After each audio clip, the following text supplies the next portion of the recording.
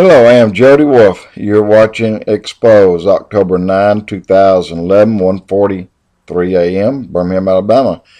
Topic: Iranian warships, Flotilla, and Iran's trip to the Atlantic Ocean. A little bit of an update here, but I'm going to kind of add to that. All quiet on the home front. Why? So there's not been much action, not much news going on here. But hey, who cares?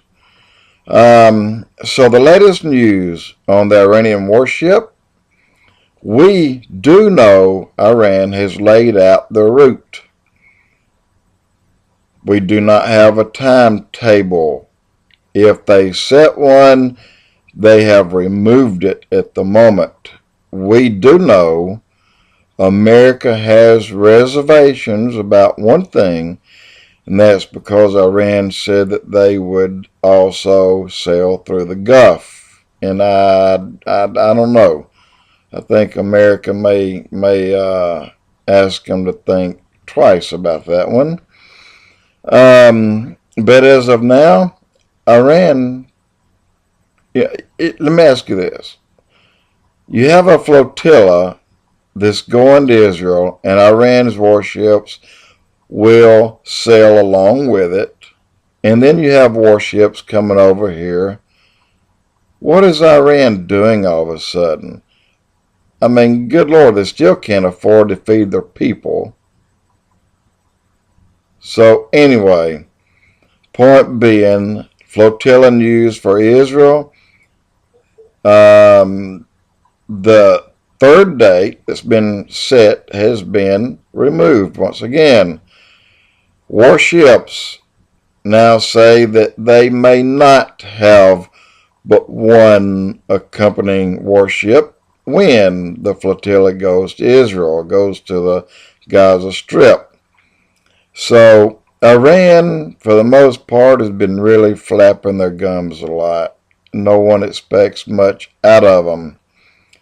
But again, they're all quiet, and this doesn't necessarily mean it's good news. The United Nations said again to Abbas it will take time to decide the Palestinian Authority request. So, of course, Abbas is mad or disappointed, who cares, in not having an answer by now. But to push the UN may be a mistake. Abbas even threatened the National Security Council. However, the Security Council is leaning toward the Abbas Palestinian Authority request. If the request was granted, there will be an immediate increase in strikes against Israel, and more than one side. This will be a mistake by the aggressor. Israel will lash out quickly, decisively, and maybe much more harshly than anyone would expect. And this would actually stun them. It'd slow them down. The Palestinian Authority and Hamas would sit back and take notice. They really wouldn't expect them to get hit as hard as Israel would strike back. But at this point in time, I think Israel really means business. They're going to quit playing with them, and they're going to hit them. Not with the same intensity that they got hit with. So this may make them stand up and take notice, but it's not going to suppress their request and their pressure for statehood. They'll still go after it, but you know as well as I know, Israel will never give up 1 inch of Jerusalem. Never. Not an inch. And so this will as we all know, will eventually do one of two things: break out in a pretty stout, strong war, or bring in a peacemaker.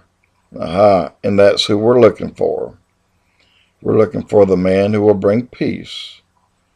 And I'll explain him in the next blog, but in the meanwhile, this latest news on the Flotilla,